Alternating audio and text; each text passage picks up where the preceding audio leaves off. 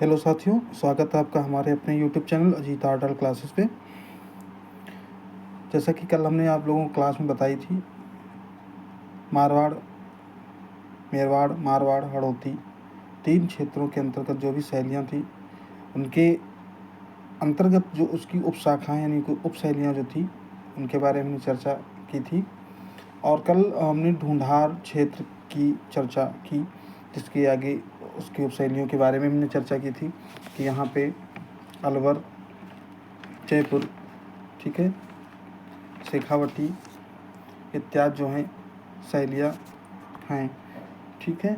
तो उन्हीं ढूंढार क्षेत्र के अंतर्गत आज की जो शैली है, जो फर्स्ट नंबर की शैली है अलवर शैली, उसी के बारे में हम चर्चा करेंगे, उसी को समझते हैं। ढूंढार क्षेत्र के अंतर्गत जो इसकी उप शैली है, तो इसके अंतर्गत कौन कौन से राजा शासक किए हैं, कितने राजाओं ने और कितने चित्रकारों ने किन किन समय में क्या क्या बना है, और स्थापना किन्होंने की, कहाँ से नामकरण हुआ, तो उसी के बारे में आप लोगों को हम जानकारी देंगे। संपूर्ण जानकारी आप लोगों को इसी क्लास में मिल जाएगी, तो आप लोग समझते रहिए और कहीं पे नोट कर लीजिए। तो आइए हम देखते हैं। नंबर 1 पे आपका लिखा हुआ ऊपर है अलवर शैली, यानी कि ढूंढार क्षेत्र के अंतर्गत आपकी अलवर शैली है, ठीक है। इसी के बारे में हम चर्चा करने जा रहे हैं, तो आइए समझते हैं। नंबर 1 पे लिखा है पॉइंट, अलवर नामक, ठीक है। नंबर 1 पे अलवर नामक या अलवर नगर जो है, अलवर नामक नगर जो है दिल्ली राजमार्ग पर स्थित है, ठीक है। जो दिल्ली का राजमार्ग है, जो मेन हाईवे है, उस पर ये आपका अलवर नगर स्थित है। दूसरा पॉइंट इसमें लिखा गया है, अलवर 1775 ईस्वी में जयपुर से अलग होकर के राव राजा प्रताप सिंह के समय में स्वतंत्र अस्तित्व प्राप्त किया, ठीक है। अलवर जो था वो जयपुर से 1775 में है इस क्षेत्र को अपने आप को अलग कर दिया था, जो उस समय राजा प्रताप सिंह के समय में इसको स्वतंत्र अस्तित्व प्राप्त हुआ था, ठीक है, अलवर राज्य को। अगला तीसरे नंबर का जो पॉइंट है, विनय सिंह, जिनको हम बन्ने सिंह के नाम से भी जानते हैं, कहीं कहीं पे प्रश्नों पे लिख के आ जाता है बन्ने सिंह, या कहीं पे लिखा होता है विनय सिंह, ठीक है। तो विनय सिंह को ही बन्ने सिंह कहते हैं, जिसका अलवर का सबसे कला प्रिय शासक था। जो अलवर शासक कह सकते हैं इस तरीके से कि जो कला प्रेमी शासक रहा है अलवर क्षेत्र के अंतर्गत या अलवर शैली के अंतर्गत, वो आपका विनय सिंह या बन्ने सिंह रहा है। इसका मुख्य रूप से नाम आता है कला प्रेमी में, ठीक है। तो ये 3 पॉइंट तो थे आपके, इनकी इतिहास के बारे में है, जो कला की दृष्टि से जाना जाता है। आगे लिखा हुआ है प्रमुख चित्रकार, तो प्रमुख चित्रकारों की चर्चा कर लेते हैं। यहाँ पे आपके कौन कौन से चित्रकारों ने कार्य किया है, उनके बारे में हम चर्चा करेंगे। तो प्रमुख चित्रकारों में यहाँ पे दालूराम, शिव कुमार, मूलचंद्र, ठीक है। नंबर वाइज आपको बताते चलते, नंबर 1 पे आपके हैं दालूराम, नंबर 2 पे हैं शिव कुमार, नंबर 3 पे हैं मूलचंद्र, नंबर 4 पे हैं बलदेव, नंबर 5 पे हैं शालिग्राम, नंबर 6 पे हैं जमुनादास, और नंबर 7 पे हैं लक्साराम, और नंबर 8 पे हैं बुद्धाराम। मुख्यतः जो आपके प्रमुख चित्रकार हैं अलवर शैली के अंतर्गत, ठीक है, तो 8 चित्रकारों का नाम मुख्यतः आता है, जिनमें से कुछ चित्रकारों ने इसमें मुख्य भूमिका निभाई है अलवर शैली के चित्रों में, तो उनके बारे में हम आगे देखेंगे। लेकिन इससे पहले हम देख लेते हैं कि यहाँ के जो प्रमुख चित्र हैं, ठीक है, वो कौन कौन से हैं। तो उसके आगे हम देखते हैं यहाँ के लिखे गए हैं प्रमुख चित्र, ठीक है। तो यहाँ के प्रमुख चित्रों की बात करते हैं, तो 2 ही चित्र हैं प्रमुख यहाँ के, एक नेफरी वादन और दूसरा आपका लिखा है नर्तकी, ठीक है। पहला आपका जो है नेफरी वादन है और दूसरा आपका जो चित्र है वो नर्तकी है, ठीक। ये 2 चित्र जो हैं अलवर शैली के अंतर्गत मुख्यतः जाने जाते हैं, ठीक है। अब चित्रकार हो गई, चित्रकारों के बारे में आपको जानकारी मिल गई, और प्रमुख चित्र 2 हैं, याद रखें, नेफरी वादन और नर्तकी, 2 ही चित्र। अब इसकी यहाँ की विशेषताओं के बारे में बात कर लेते हैं कि अलवर शैली की मुख्य विशेषताएं क्या थी, कैसे यहाँ रंगों को, कैसे व्यक्तियों को बनाया जाता था, तो उसके बारे में चर्चा कर लेते हैं। तो यहाँ पे विशेषताओं में लिखा है नंबर 1 पॉइंट पे कि यहाँ के चित्रों में पर्दाज प्रमुख रूप से उभरा है, ठीक है। यहाँ के चित्रों में पर्दाज प्रमुख रूप से उभरा हुआ नंबर 1 पॉइंट हो गया। नंबर 2 पे देखते हैं आकृतियाँ प्रायः ठिगने कद वाली यानी कि बौनी व गोल चेहरे वाली बनी हैं। जो भी आकृतियाँ बनाई गई हैं वो ज़्यादा हाइट की नहीं बनाई गई हैं, उसको छोटा करके दिखाया गया है। ठीक है, जो भी आकृतियाँ चाहे स्त्री की हों चाहे पुरुषों की हों उसको ठिगने कद में ही दिखाया गया है, ज़्यादा बड़ी उसको हाइट में नहीं बनाया गया है।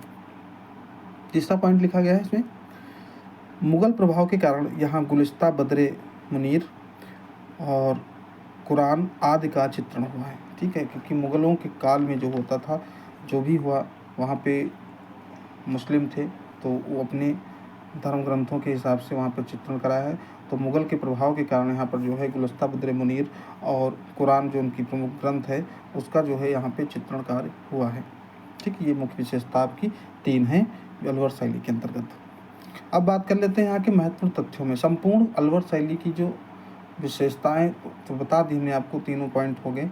अब यहाँ संपूर्ण महत्वपूर्ण तथ्य के बारे में जानकारी आपको देते हैं, देख लेते हैं क्या क्या है।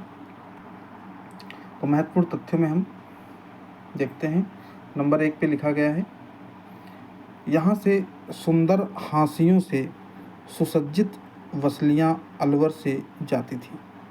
ठीक है, जो भी यहाँ के सुंदर हांसियों का चित्रांकन और वसलियों को बना करके अलवर से भेजी जाती थी, क्योंकि यहाँ पे इन चीज़ों के लिए ज़्यादा विख्यात था।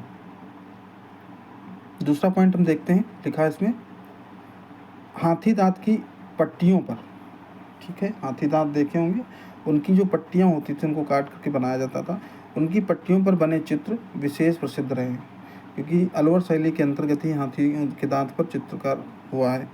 ठीक है, तीसरा पॉइंट देखते हैं, लिखा है इसमें,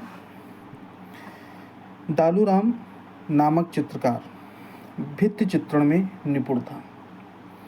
भित्ति चित्रण हम कई बार बताए हैं कि दीवारों पर या छतों पे उकेरी गई चित्र या उकेरे गया कोई आकृति, उसको हम भित्ति चित्रण के अंतर्गत रखते हैं। जो डालूराम नामक चित्रकार जो था यहाँ का, हमने इससे पहले चित्रकारों की चर्चा जो की थी, उसमें से एक जो डालूराम चित्रकार है वो भित्ति चित्रण करने में पारंगत था, यानी कि उसको निपुण था, वो इसी कार्य को ज़्यादा करता था। ठीक है, नंबर 4 पे पॉइंट लिखा है, मूलचंद्र नामक चित्रकार। ठीक है, अब ये दूसरे कलाकार हैं, मूलचंद्र नामक चित्रकार हाथी दांत पर चित्रण के लिए प्रसिद्ध था। अभी मूलचंद्र चित्रकार है, ये सिर्फ हाथी के दांतों पर चित्रण कार्य करता था, उसी में पारंगत था, उसी में निपुण था, और उसी का ज़्यादातर ये कार्य उसी हाथी दांत के ऊपर ये चित्रकारी करके अपने आप में निपुण था। ठीक है, नंबर 5 पे हम देखते हैं, लिखा है, संपूर्ण अलवर शैली भित्ति चित्रण के लिए प्रसिद्ध रही है।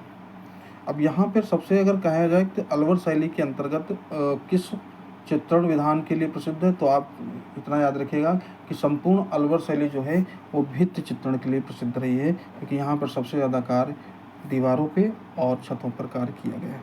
ठीक है, जिससे भित्ति चित्रण के अंतर्गत आता है। नंबर 6 पे हम देखते हैं, पॉइंट लिखा गया है, राजा बख्तावर सिंह ने दुर्गा सप्तशती व चंडी पाठ के सुंदर चित्र बनवाए थे। जो राजा बख्तावर सिंह शासनकाल अलवर शैली के अंतर्गत जो शासनकाल में हुए राजा बख्तावर सिंह, उन्होंने हिंदू धर्म से रिलेटेड दुर्गा सप्तशती व चंडी पाठ के सुंदर चित्र बनवाए थे। ठीक है, ये याद रखिएगा। नंबर 7 पे इसका पॉइंट लिखा गया है,